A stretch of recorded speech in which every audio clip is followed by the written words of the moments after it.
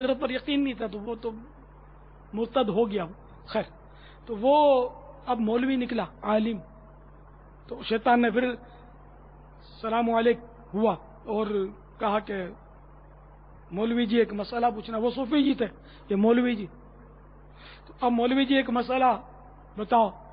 بولا جلدی پوچھو سورج نکلنے والا ہے دیر ہو رہی ہے. تو اس نے وہی شیشی والا دکھا کر وہ پوچھا. تو شیطان نے جب یہ کہا نا کہ یہ شیشی میں کیا دنیا اللہ تعالیٰ داخل کر سکتا ہے, پوری سمو سکتا ہے, تو انہوں نے فوراً فرمایا کہ مردود. مولانا صاحب نے عالم نے فرمایا مردود تو شیطان معلوم ہوتا ہے. یہ شیشی بہت بڑی ہے, بہت بڑی ہے, اور دنیا تو بہت چھوٹی ہے اللہ کی قدرت کے آگے. یہ شیشی بہت بڑی ہے. اللہ تعالیٰ اس شیشی میں کیا ایک سوئی کے ناکے میں اس دنیا جیسی کروڑوں دنیا سمو سکتا ہے. ان اللہ علی کل شیء قدیر. بے شک اللہ تعالی ہر شے پر قدرت رکھنے والا ہے. وہ عالم صاحب مسجد پر چلے گئے تو شیطان نے اپنے چیلوں سے بولا دیکھو وہ جو گیا نا وہ تو ساڈا یار تھا, اپنا یار تھا. تم اگر اس کو تہجد میں کبھی سلا دو گے نا تم سمجھو گے بہت بڑا قلعہ فتح کر لیا. لیکن اس کو تو اللہ کی قدرت پر ہی ایمان نہیں تھا. بے ایمان کو وہ تو اپنے ساتھ ہمیشہ رہنے والی کوالٹی ہے جہنم میں. یہ مسلمان تو تھا رہا نہیں, کافر ہو گیا, مرتد ہو گیا, اللہ کی قدرت کا انکار کر دیا. یہ جو گیا نا مولوی, بھلے اس کی جماعت بھی نکل گئی, تہجد کے لیے بھی نہیں پڑھی اس نے, جماعت بھی نکل گئی, لیکن یہ اس سے بچ کے رہنا ہے. یہ نہیں چھوڑے گا ہم لوگوں کو. یہ مطلب ایسے جاہلوں کو بھی توبہ کرواتا رہے گا, کلمے پڑھواتا رہے گا. اس کو اگر پتا چل گیا نا کہ ہم نے اس کا ایمان نکال لیا ہے تو اس کو واپس یہ توبہ کروا کے اس کے نکاح بھی دوبارہ پڑھوا دے گا. یہ میں خلاصہ کر رہا ہوں. تو عالم ہی تو یہ سب کرتا ہے, سمجھاتا ہے. جاہلوں کیا پتا. تو اس لیے مطلب عالم جو ہوتا نا وہ عالم ہوتا ہے, جاہل جاہل ہوتا ہے. تو اس لیے علم دین ایمان کی حفاظت کے لیے ناگزیر ہے. اگر علم دین نہیں ہوا تو پھر ایمان بچنا بہت دشوار ہے, بہت دشوار ہے. ابھی آپ نے جو حکایت جو یہ بیان کیا اس میں آپ نے فرمایا کہ وہ صوفی تھا یہ مولوی. تو کیا صوفی مولوی نہیں ہوتے بابا؟ میں ایک مطلب میں نے کہا نا میں اس کا خلاصہ کر رہا ہوں روایت کا. یہ صوفی جی میں نے کہا تو یہ عام طور پہ اس طرح کے عبادت گزاروں کو ہمارے عرف میں صوفی جی بولتے ہیں. اصل میں جو صوفی ہے نا اس کے لیے تو عالم ہونا شرط ہے. عالم نہیں ہے, جاہل ہے تو وہ تصوف کیا خاک جانے گا. بعض جوہلا جو اپنے آپ کو صوفی کہتے ہیں وہ مطلب تصوف کے تو بڑے ان کو جملے رٹے ہوئے ہوتے ہیں. بعض جملے سے پیچیدہ یہ بولتے ہیں کہ آدمی والوی اور سفلی اور اس طرح کے جملے بولیں گے کہ اپنے چکر میں آ جائیں گے. لیکن نماز کے ارکان پوچھو گے تو وہ چکر دے دے گا آپ کو, اس کو نہیں پتہ ہوں گے. اس کو وضو کے واجبات آپ پوچھو گے تو چکر میں آ جائے گا. آپ کو پتا ہے وضو میں کتنے واجبات ہوتے ہیں؟ کس کس کو پتا ہے؟ کس کو پتا ہے وضو میں کتنے واجبات ہوتے ہیں؟ پتا ہے کتنے ہوتے ہیں؟ کیا یوں کر رہے آپ یار, ماشاء اللہ وضو میں واجبات ہوتے ہی نہیں ہیں.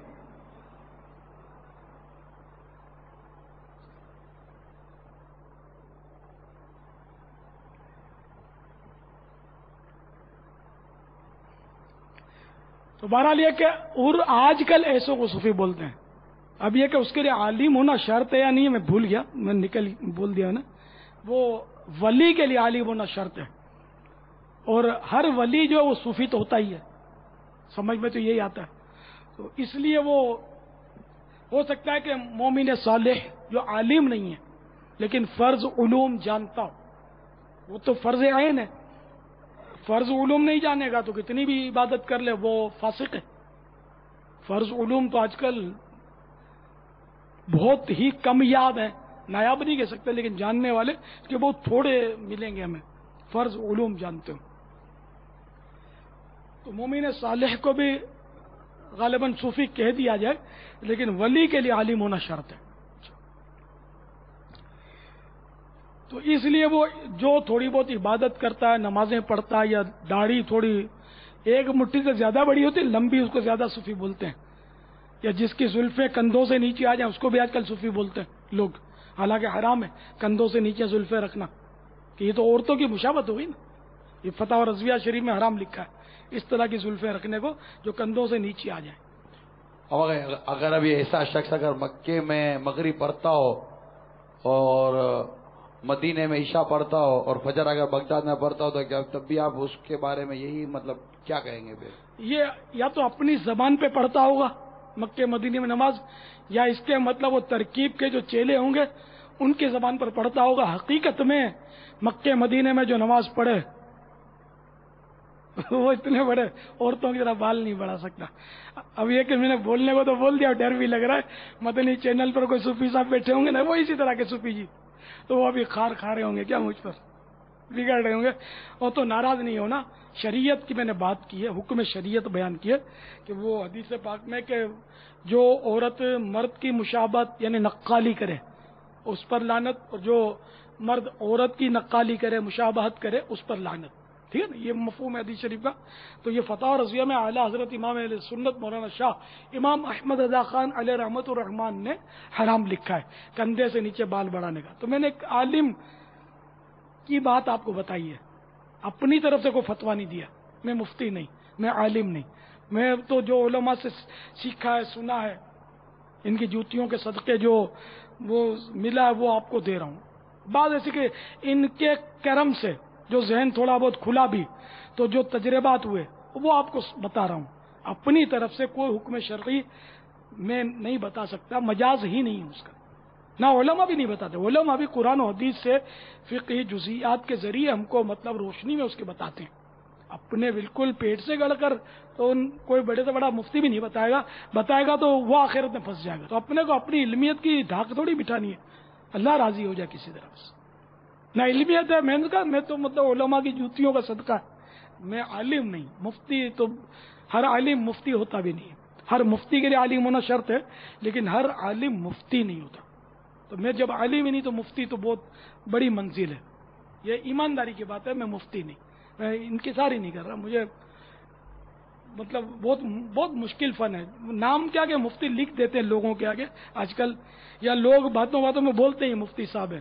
بعض اوقات ایسا ہوا مجھے تجربہ کہ پھر جب معلومات کرتے بیچارہ مفتی ہوتا نہیں، اس کو خود وہ کہتا بھی نہیں ہوتا، لوگ اس کو مفتی بنا دیتے ہیں، اپنے منہ سے نہیں کہتا ہو.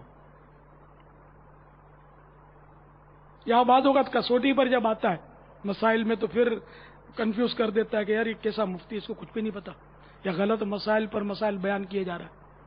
تو بہرحال مفتی کا ثواب اگر غالب ہے تو وہ مفتی کے منصب پر ہی رہے گا، یعنی کہ درست مسائل غلط مسائل پر حاوی رہیں گے اس کے، تب بھی وہ مفتی رہے گا، جبکہ مفتی بن چکا ہے وہ. واللہ تعالی اعلم ورسولہ اعلم عز وجل وصلی اللہ تعالی علیہ وآلہ وسلم. صلو علی الحبیب صلی اللہ تعالی علی محمد. یہ جو آپ نے بھی تھوڑی دیر پہلے جو واقعہ بیان کیا، شیطان جو بہکانے گیا تھا، تو وہ جو جا رہا تھا سب سے پہلا مسجد کی طرف تہجد کے لیے، تو اس نے جملہ کا جلدی کرو تہجد کا وقت ختم ہو رہا ہے. تو تہجد کا وقت شروع کب ہوتا ہے اور ختم کب ہوتا ہے، ذرا اس کی وضاحت فرما دیں. وہ میں نے دیکھا اپنے خلاصہ وار یہ واقعہ بیان کیا، روایت میں الفاظ ہیں یعنی یہ مجھے نہیں پتا. وہ یہ جدید ایک سوال ہے، یہ جدید سوال ہے. تہجد کا وقت عام طور پہ عوام کا وقت 12 بجے ہوتا ہے، غالباً 12 بجے تہجد کا وقت ہوتا ہے. حالانکہ ایسا نہیں ہے. جب عشاء کے فرض پڑھ لیے، آنکھ لگ گئی، نیند آ گئی، ٹھیک ہے نا، نیند آ گئی تو تہجد کا اس کا وقت شروع ہو گیا. جس کو نیند آ گئی، چاہے آدھی منٹ کے لیے نیند آ گئی ہے نا، 1 منٹ کے لیے 2 منٹ کے لیے سو گیا، تو بیٹھے بیٹھے ہی سو گیا، تہجد کا وقت اس کا ہو گیا. اور اب یہ وقت تہجد کا صبح صادق تک باقی رہے گا. روزہ بند کرنے کا جو وقت ہے، روزہ یعنی کہ سحری کا وقت ختم ہوتے تک وہ وقت باقی ہے. فجر کی اذان تک نہیں ہے, اذان بعد میں ہوتی ہے, وہ فجر کی نماز کے لیے ہوتی ہے. صبح